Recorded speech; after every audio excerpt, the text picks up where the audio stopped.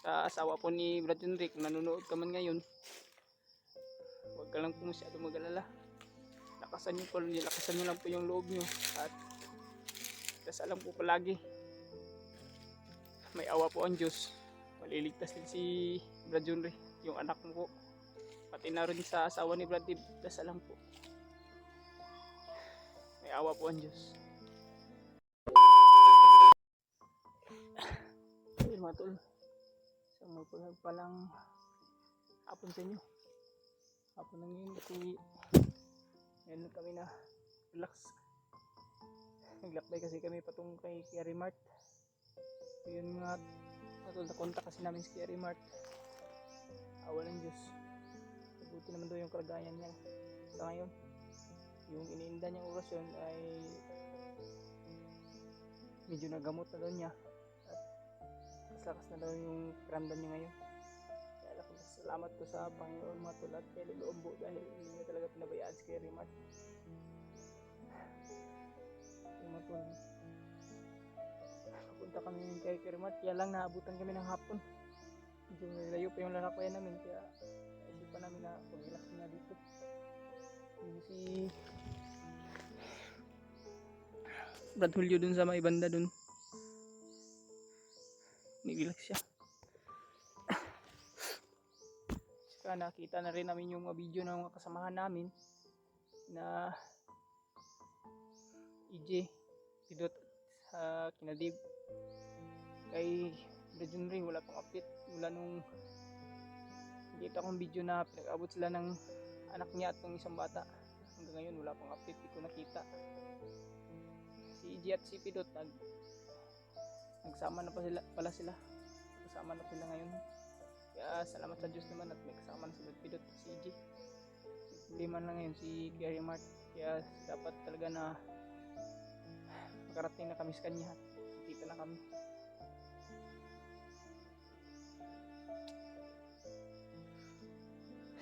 Yung kay Bradley, pasabak din sila sa isang bakal. At kita ko na binigyan niya pala ng orasyon si Dante para magamit din ni Dante sa paglaban. Salamat sa Diyos, ligtas din sila ngayon. Yung tol, sana pagdasal nyo rin yung kaligtasan namin ni Brad Julio, yung iba pa namin kasamahan, yung mga bihag po. Sana pagdasal nyo rin na sana walang masamang mangyari sa kanila at hindi sila pinapabayaan. Hindi ba may isang bandido na may mabuting puso na tutulog sa kanila.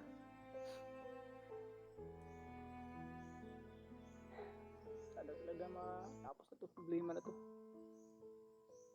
Diyos ko po. Mga tol, abang-abang lang talaga kayo sa mga update namin. Maraming salamat po sa inyong lahat. Salamat po sa inyong walang sawang suporta sa amin, sa inyong pagdarasal para sa aming kaligtasan. Maraming salamat po sa inyo.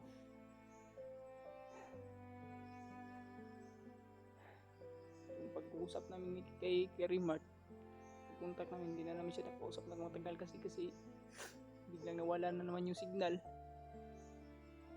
Nakausap namin siya po hindi katagalan. Kaya sabi niya okay lang naman daw siya.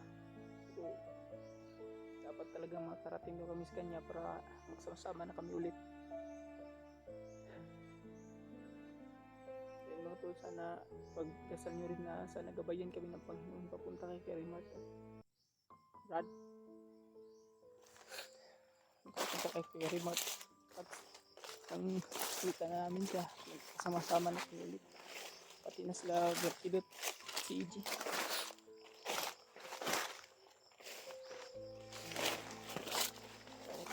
Dito na kami naabutan ng hapon, no?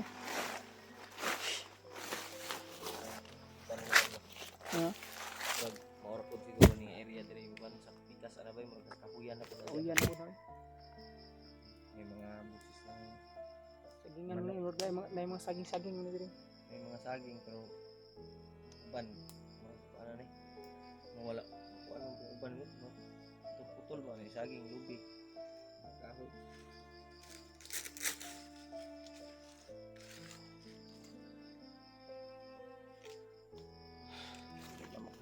Yan yun, no? Relax muna tayo dito, be. Let's muna tayo, okay? Tuloy tayo maya. Dito, tol. Hanap tayo ng ano, mapagpistuhan natin, Brad. Ano nga ba, magpahinga tayo, hanap tayo ng mapagpistuhan. Tayo ng ano natin.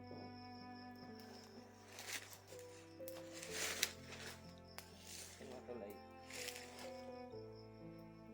kanina Tubig, pa Brad. kami una ako dito. Naglalakad. Yung umaga pa yun ba? Tuloy na kami. Yan yung si Rimad na kontak na to. 5 lang. Kada lumatay rin. Pero ang importante ito, Brad. Ang importante din, Brad, na nakapagbigay siya ng lokasyon. Kasi yung sabi ni Karim Art, kami daw ang pupunta doon dahil malakas daw yung kutupan niya. Yung kutob niya na sa area niya, nandun yung mga bihag. Kasi may narinig daw siyang tinig ng bata. Tinig ba ng bata yung sabi niya? Tinig yun. Ikaw daw. Pero hindi kami nag-usap ng matagal dahil Katapos nun, biglang nawala yung signal. Ang importante lang doon, nakakuha tayo ng informasyon ba. At saka nakapagbigay siya ng lokasyon. Yun naman yung importante doon. Binigay na. Apo na gano'n. nandito.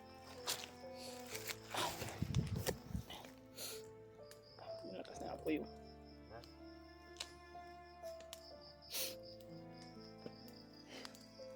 Safety man dere.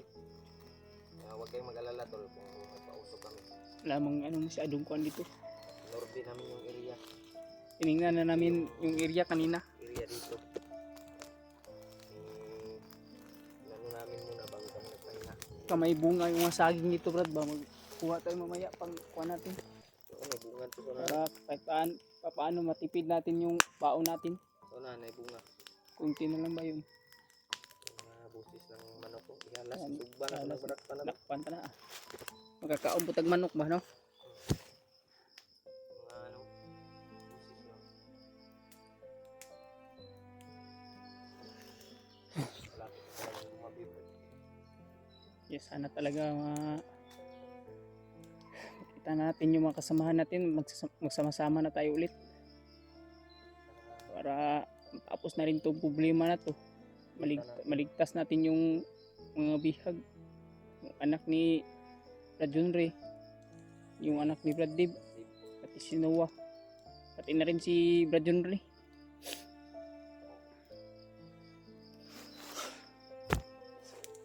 Kaya dasal ko sana na may isang bandido na pagkawang gawa o mabuting puso na tutulong kay Ina Brad Junre. Di ba kay Noah? Maasan na si Noah ngayon? Sana tol, matagpuan namin sila. Mahirap yung kalagayan nila tol. Harap. Yung pinagdaanan nila kuan ngayon ni Junri. Ramdam ko yun kasi Naramdaman mo yan. pinagdaanan ko yun. Doon ako galing. Kaya na tayo lalakad eh. Yung asawa kaya ni Brad Junri na baka nabughat na yun bas pag-aalala. Bagong panganak pa naman yun yung pag-akyat nila. Diba yung balita bagong panganak yun? Bago sila umakyat. Nakatakot ko ka ano sa Tagalog yung mabugat, Brad. Mabinat mabinat ba.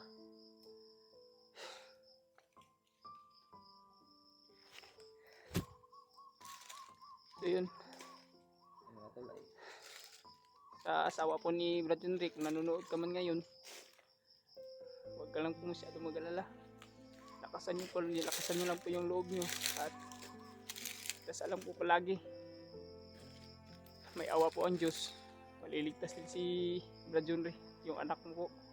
Pati na rin sa asawa ni Brad Dib, dasal lang po. May awa po ang Diyos. mga aso. Mga aso. Nilundan ko lang ba? Layo mo na bay. Layo mo Bukid naman. mo na. Kasi di tam gansay akong basig na mo sa agri dapit. Sa kabilang bundok yan bay. Daming lamok pa no. Naglamok eh. Ya tol. Kailangan namin magpa ano, usok dahil maraming Kasi lamok. maraming lamok. Pero liblib naman ng lugar na to.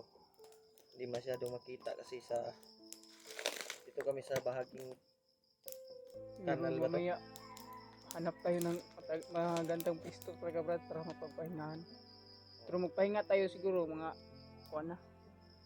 Subukan muna natin maglakbay, kaya ko pa naman. Kaya mo pa naman rin. Subukan muna natin maglakbay. Yung mga manok ko. Ang manok ko, Busis ng aso. Malayo. layo naman. Kailan yun matingog sa ilahalas no? May tagning kayo ba? Ilahalas ka manok.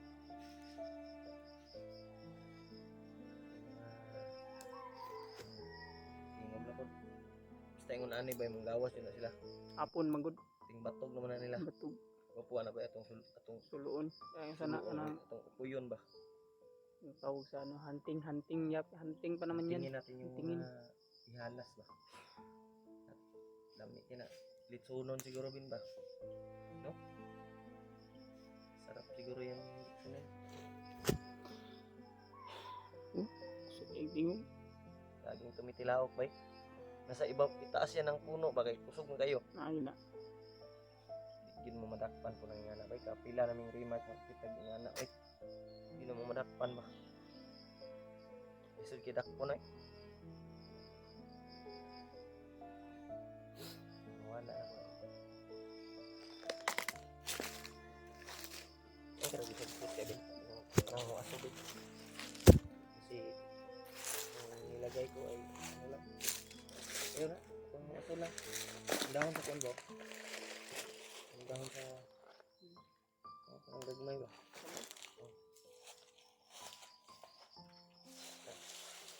Ito muna.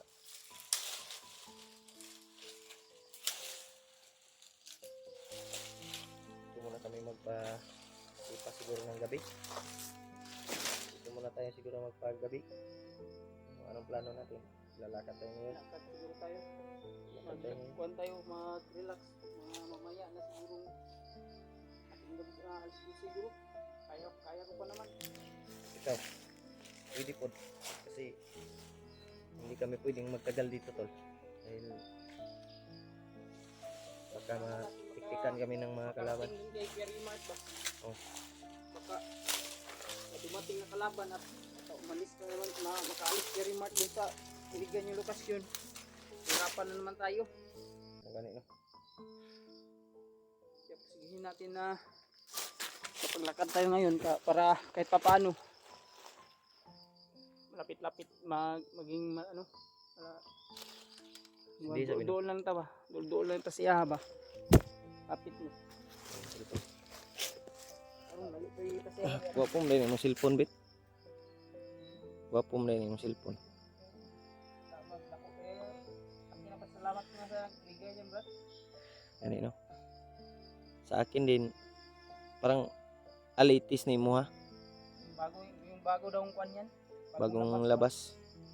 Sa akin ano to, home credit ko to kasi yung binigay sa akin ng ano, cellphone. Nasira kasi yun, Bin. Ha? Sayang yun ba? Nabasa ng tubig ba. Hindi kasi ako nakadala noon ng ano, supot ba. Kaya ngayon sinisipti ko talaga yung ano ko, yung cellphone. Namo ko supot ya, duha ka buok ug muulan. Taga ihatag ra ko tong isa sa imo ha. Parang may supot din ako dito. Iwan ko lang kung nadala ko. Ako diha duha na ka buok. Ako nang datuyo yung dala kay para pag magkinaunsa ba natay depensa sa atong mga cellphone, mga pitaka. Natay ikakuan. Yung mga tol ay yung mga busis ng aso. Ano? Runda-runda na sila ba. Di man ta makita diri bin. Sige atong mga Kay kaog. palibutan man ta diri kuan. Palibutan yung tadi. Kuan man Ubos man ni diri. Kuan kina diaw. Lasang ka na diha. Dasang kina di. Di pun makita ning Dili. siga sa kuano kay ubos man eh. Naman na pabor man ni sa kuan. Pabor man ni murag Kanal. parang kanal siya ba. Malalim. Malalim na parte ng kuan dito. Magabi na kasi oh.